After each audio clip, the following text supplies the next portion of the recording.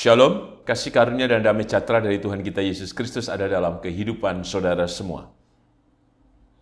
Kita berjumpa kembali dalam renungan mingguan hari ini Rabu 23 April 2025. Renungan didasarkan dari Injil Lukas pasal 24 ayat 1 sampai dengan 12. Sebelum kita merenungkan kebenaran sabdanya, mari kita menyatukan hati di dalam doa. Bapa yang penuh kasih, kami ucap syukur untuk setiap anugerah berkat dan pertolongan yang senantiasa Kau nyatakan di dalam kehidupan kami. Sapaan-sapaanmu benar, secara khusus ya Tuhan, hadir, melingkupi dan merangkuh kami.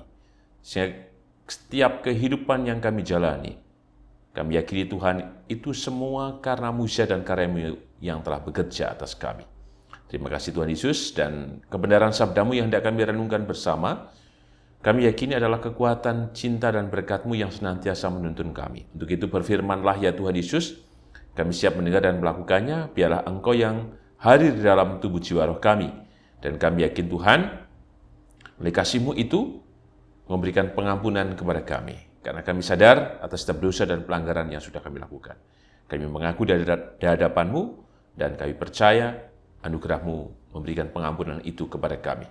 Hanya dalam nama dan kuasa-Mu ya Tuhan Yesus. Doa ini kami naikkan dengan bersyukur dan percaya. Amin. Lukas 24 ayat 1 sampai dengan 12 dengan judul perikop Kebangkitan Yesus. Tetapi pagi-pagi benar pada hari pertama minggu itu mereka pergi ke kubur, membawa rempah-rempah yang telah disediakan mereka. Mereka mendapati batu sudah terguling dari kubur itu, dan setelah masuk mereka tidak menemukan mayat Tuhan Yesus. Sementara mereka berdiri termangu-mangu karena hal itu, tiba-tiba ada 2 orang berdiri dekat mereka memakai pakaian yang berkilau-kilauan. Mereka sangat ketakutan dan menundukkan kepala. Tetapi kedua orang itu berkata kepada mereka, "Mengapa kamu mencari Dia yang hidup di antara orang mati? Ia tidak ada di sini. Ia telah bangkit. Ingatlah apa yang dikatakannya kepada kamu ketika ia masih di Galilea, yaitu bahwa Anak Manusia harus diserahkan ke tangan orang-orang berdosa dan disalibkan dan akan bangkit pada hari yang ketiga." Maka teringatlah mereka akan perkataan Yesus itu. Dan setelah mereka kembali dari kubur, mereka menceritakan semuanya itu kepada ke-11 murid dan kepada semua saudara yang lain. Perempuan-perempuan itu ialah Maria dari Magdala, dan Yohana, dan Maria ibu Yakobus, dan perempuan-perempuan lain juga yang bersama-sama dengan mereka memberitahukannya kepada rasul-rasul. Tetapi bagi mereka, perkataan-perkataan itu seakan-akan omong kosong, dan mereka tidak percaya kepada perempuan-perempuan itu. Sungguh pun demikian, Petrus bangun, lalu cepat-cepat pergi ke kubur itu. Ketika ia menjenguk ke dalam, ia melihat hanya kain kapan saja. Lalu ia pergi, dan ia bertanya dalam hatinya apa yang kiranya telah terjadi. Berbahagialah kita yang merenungkan sabda Tuhan dan berbahagialah kita yang percaya. Haleluya. Amin. Yang kakung, yang putri, Bapak Ibu Saudara dan anak-anak, tema renungan mingguan hari ini Rabu 23 April 2025 adalah mencari Dia yang hidup. Keseharian kita untuk hidup, apa yang kita lakukan? Tentu menghirup udara yang mengandung oksigen dan menghembuskan keluar jadi CO2. Terus apa lagi yang kita lakukan? Makan, minum, istirahat, berolahraga. Supaya hidup lagi seperti apa? Membaca, berdialog, ngobrol dengan yang lain, termasuk melihat televisi, mengikuti perkembangan berita, baik politik, ekonomi, sosial, budaya, soal keamanan, dan sebagainya. Itulah aktivitas yang membuat kita hidup. Dan itu yang kita hidupi setiap hari. Nah, kehidupan yang kita hidupi tadi sudah punya semacam rutinitas, punya jadwalnya, punya kalendernya, jam sekian ini, jam sekian ini, jam sekian ini. Ya, termasuk Mungkin yang jam sekian minum obat.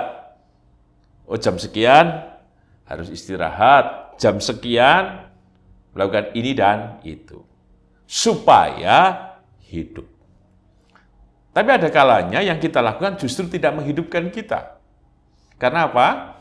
Ya karena sudah terbiasa menjadi rutinitas sehingga kita kadang tidak menemukan kehangatan, kesan yang istimewa, keunikan, atau yang membangkitkan.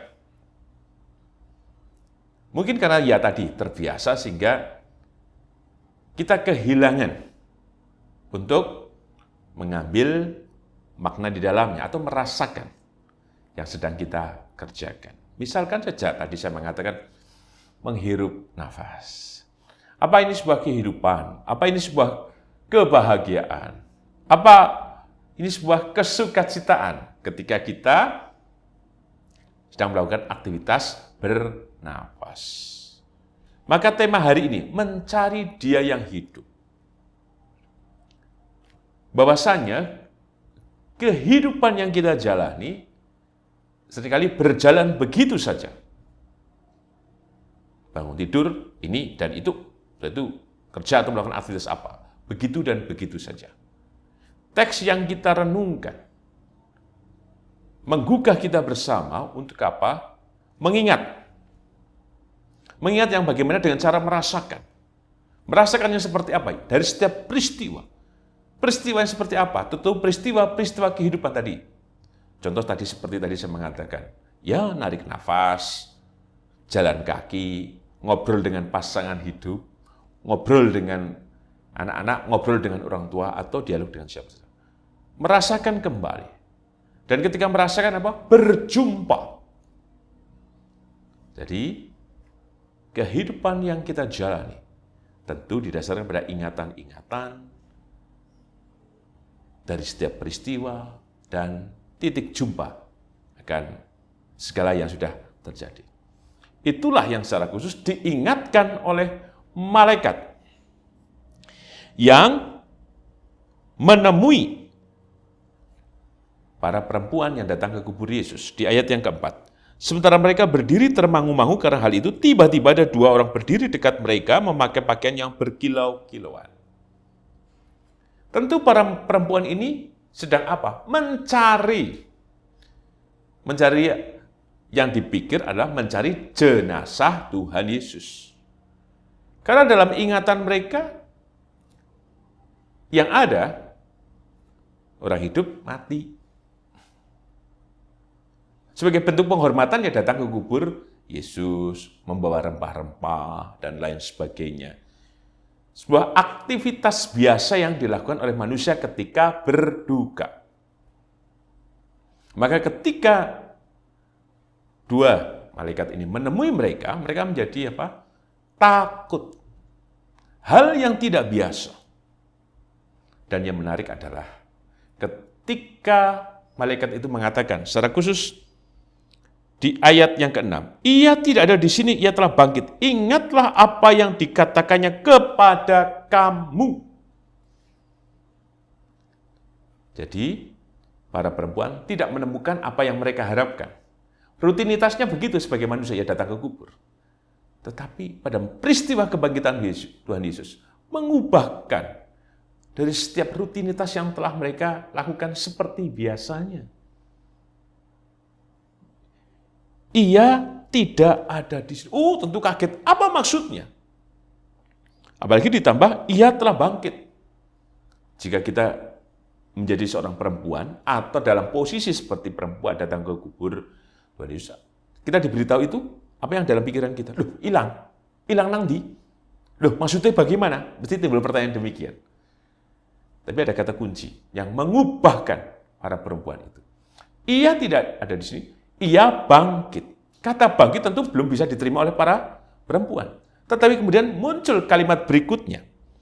Ingatlah apa yang dikatakannya. Itu yang memulihkan dari setiap peristiwa, dari setiap perjumpaan para perempuan dengan Tuhan Yesus. Oh iya, bukankah Tuhan sudah mengatakan pada hari yang ketiga, ia akan bangkit. Maka kata bangkit menunjukkan apa? Hidup.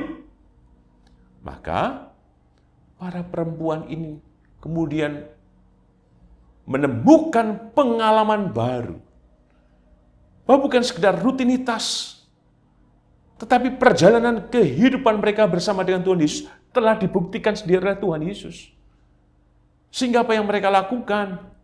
Mereka memberitahukan, menceritakan, sekalipun mereka tahu bahwa apa yang mereka katakan kepada 11 murid atau kepada yang lain dianggap sebagai apa? Omong kosong. Tapi mereka memiliki itu, sehingga mereka hidup. Mereka belum berjumpa, dan pada ini berjumpa, dan mereka memberikan kesaksian kepada para murid, dan kemudian apapun itu sekalipun dianggap omong kosong, mereka menceritakan, menemukan, dan telah membuktikan apa yang dikatakan Tuhan Yesus. Pesan apa yang kita terima? Yang pertama, dalam tema mencari Dia yang hidup. Kita secara khusus memperhatikan di ayat yang ke-8. Maka teringatlah mereka akan perkataan Yesus itu. Dalam setiap pencarian kehidupan kita, dalam setiap aktivitas kehidupan kita sehari-hari, dalam hal apapun yang menjadi harapan kita, ingatlah perkataan Tuhan Yesus. Sehingga ketika kita menemukan yang kosong seperti para perempuan, tidak menemukan jenazah Tuhan Yesus, kita tidak kembali seperti para perempuan, tidak kemudian menjadi sedih dan kaget. Tapi ketika dipulihkan ingatan mereka, mereka menjadi percaya. Maka ingatlah perkataan-perkataan Tuhan Yesus kepada kita semuanya. Jika Ia sudah berkehendak, jika Ia sudah berjanji, jika Ia memberikan harapan kepada kita, ingatlah. Dengan mengingat, bukankah Tuhan telah membuktikan semuanya? Sehingga setiap langkah kehidupan kita, kiranya terus mencari Dia yang hidup. Artinya segala sesuatu yang kita kerjakan, kita lakukan, kita hanya terpaut kepada Tuhan. Dan mengandalkan semuanya, dan berharap semuanya kepada Tuhan Yesus. Bahwa apa yang Ia katakan, pasti Ia genapi. Apa yang kita mohonkan, Tuhan mengerti dan berkehendak baik untuk kehidupan kita. Pesan yang kedua, kita perhatikan secara khusus di ayat yang ke-11. Tetapi bagi mereka, perkataan-perkataan itu akan omong kosong, dan mereka tidak percaya kepada perempuan-perempuan itu. Mungkin dalam berbagai hal, kita bertanya tentang kehadiran Tuhan. Jangan-jangan apa yang Ia katakan adalah omong kosong, tidak mengandung kebenaran. Masih dipertanyakan ketika kita memiliki kebimbangan dan keraguan terhadap Tuhan. Tapi pengalaman para perempuan ini, mereka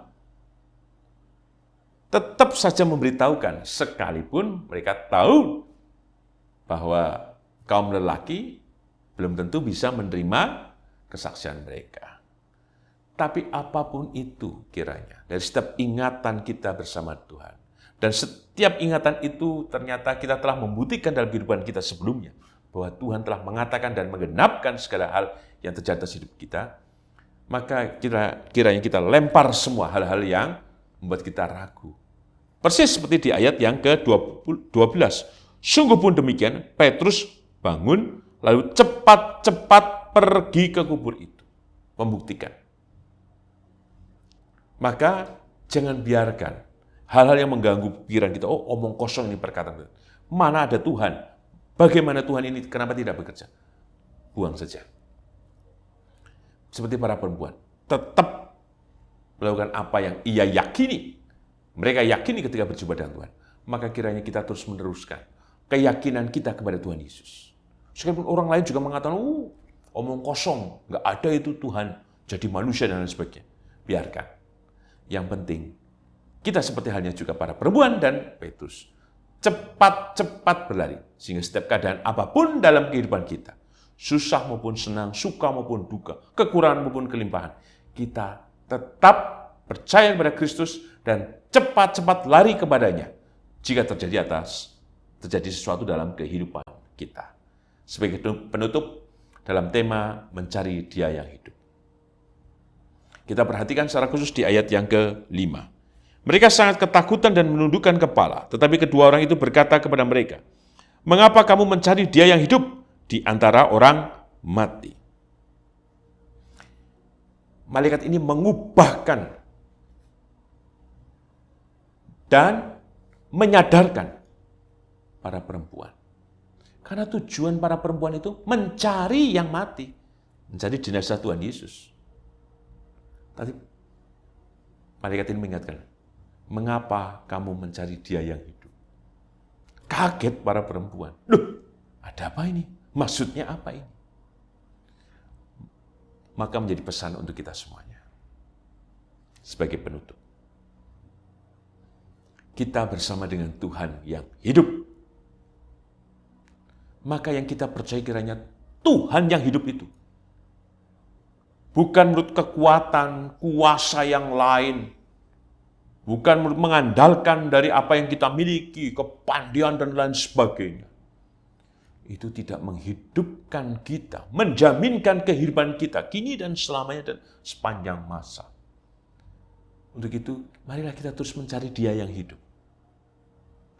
Sehingga setiap apapun dalam kehidupan kita, jika kita terus mencari Dia yang hidup dan bersama dengan Dia yang hidup, maka kita akan hidup kini dan selamanya dalam berkat-Nya, dalam kuasa-Nya, dan kasih-Nya yang membangkitkan.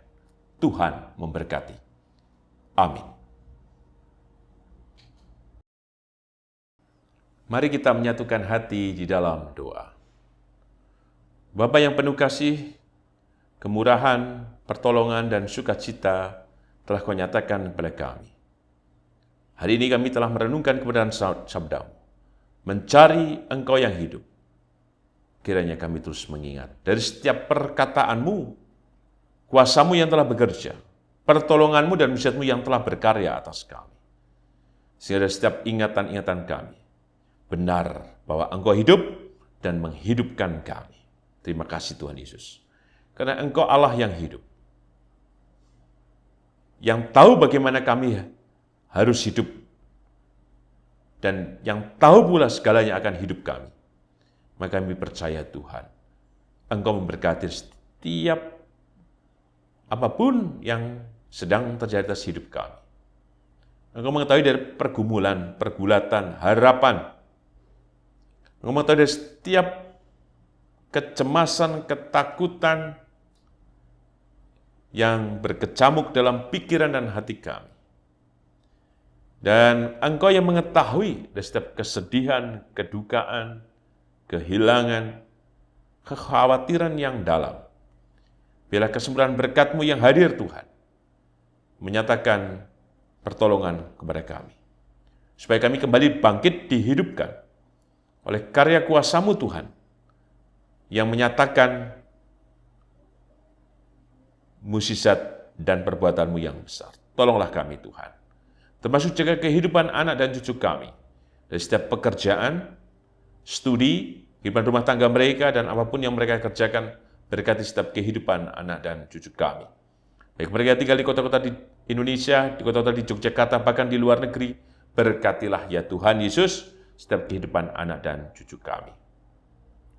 Kami juga berdoa ya Tuhan untuk kehidupan Ibu Ami Birowo, anak Amoresia, Ibu Sri Utami Suprapto, Ibu Margono, Ibu Slamet Purnomo, Bapak Cahyo Muntari, Bapak Saharun, Bapak Warsito Utomo, Ibu Endang Joko Triyono, Bapak Edwin Krusma Yulianto, Bapak Pendeta Emeritus Dwi Nugroho, Ibu Ernita Nasep, Anak Nasya Alana, Saudara Gilbert, Ibu Suselewati, Ibu Frida.